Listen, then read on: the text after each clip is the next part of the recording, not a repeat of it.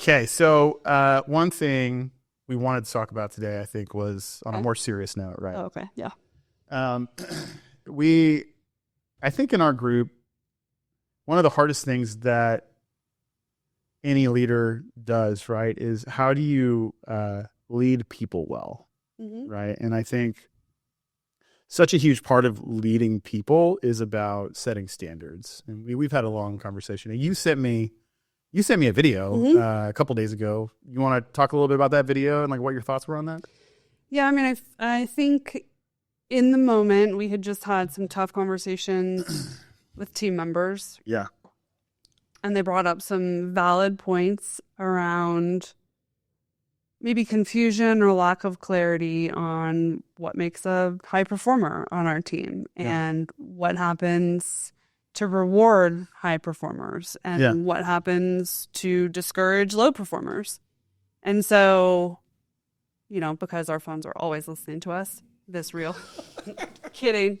Wow, no, it's true. This reel popped up and it was basically hitting on all those topics. Like, how do you determine for your company, for your culture, what a high performer is? And this concept of UBA, the outputs and outcomes, and then also attitudes and behavior. So like, are you doing the thing? Is it getting results? And do you have a good attitude and like a valid team member that like aligns with the business values? Yeah.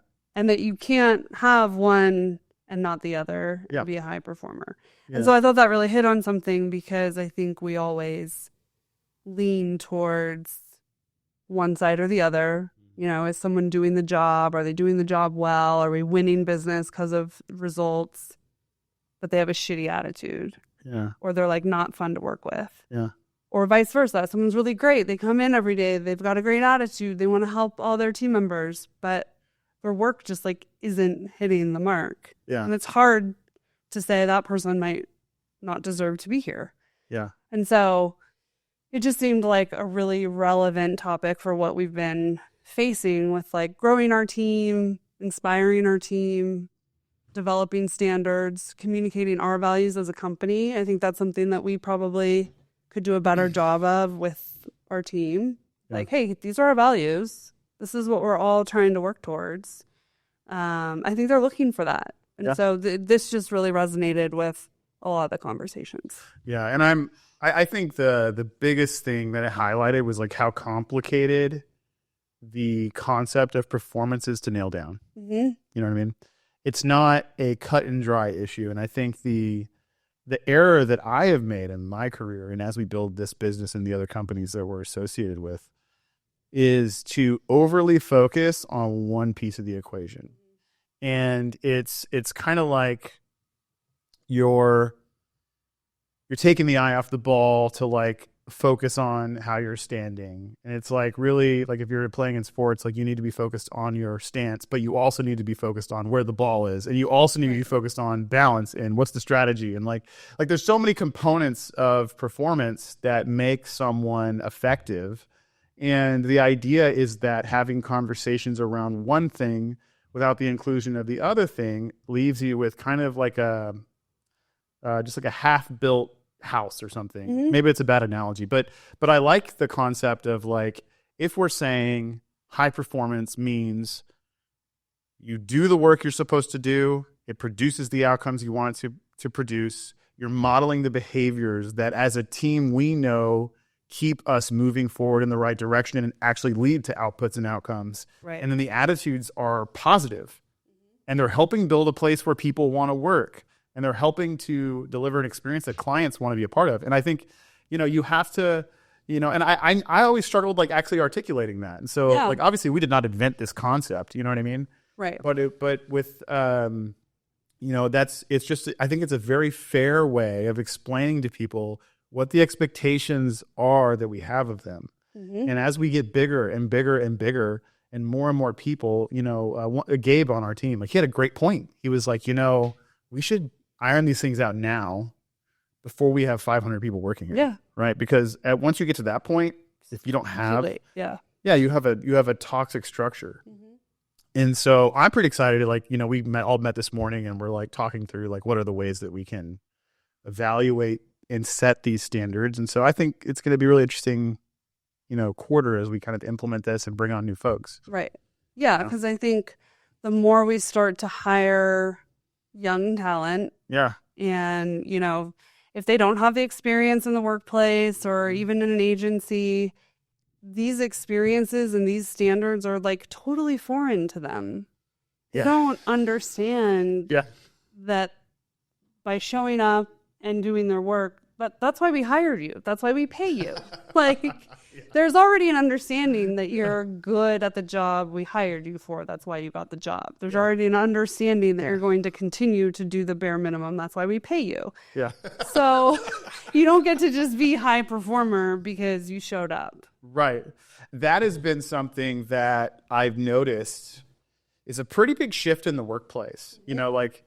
So my first jobs were all manual labor, right? Like in my story, if you go back far enough, like not the professional story that I present to customers, but it's like my first job was an apprentice electrician at a rock quarry, making $10 an hour, driving through a cloud of dust at 6 a.m. in the morning, and like being around a bunch of dudes who were like 35 but looked 60 because all they did was like sit around and smoke cigarettes in a super toxic environment. Like I learned hard work real quick, and then discount tire, then cleaning bathrooms at a CVS, then waiting tables at IHOP. Like these are my 16 years old through 21-year-old experiences. Right. And I learned how hard work can be and how if you don't make good decisions in your career path, you can really end up doing something that's very difficult. Yeah, I'm not disparaging anyone who's a server. I had some good times as a server, you know what I mean? But it's a tough job to do when you're 60. You know what I mean? That's a tough career. I'm not trying to say anyone who works at discount tire, like these are honest professions and they work hard, right? And, and they're supporting their families. But you learn real quickly, like, what do I not want to do? And that was not what I wanted to do personally. Yeah. But then you get into professional world, right? And, my first job was in banking, right? And we had tons of training around here's how you greet someone. Here's how you work with a manager. Here's how you work with your colleagues. Here's the attitude that we expect you to have. Here's the things that we expect you to be saying, right? These are the values. Like we would repeat our values. And then, then moving into VC and then moving into, being in the agency world, the more I moved into the entrepreneurship side of things, the more I forgot about all the training I had. You know what I mean? Right. And then young people start here. That's kind of the perk, right? You're like, I can shed this like corporate facade and I don't have to be buttoned up and I don't have to be this like presentable character. Yeah. I can show up in joggers. We're for an agency, so like we can be cool and wear like ripped clothes and it's fine, But then you do start to lose a little bit of that polish and a little bit of the like trust that's built by seeing someone across the table who's like on the same level, on the same plane. And when there's 3 of you at a company, that's fine. Clients don't mind, you don't mind, all good. But once you start scaling a team, you get to 20 folks plus, standards around that really matter because you start seeing the extremes of behavior. Yeah.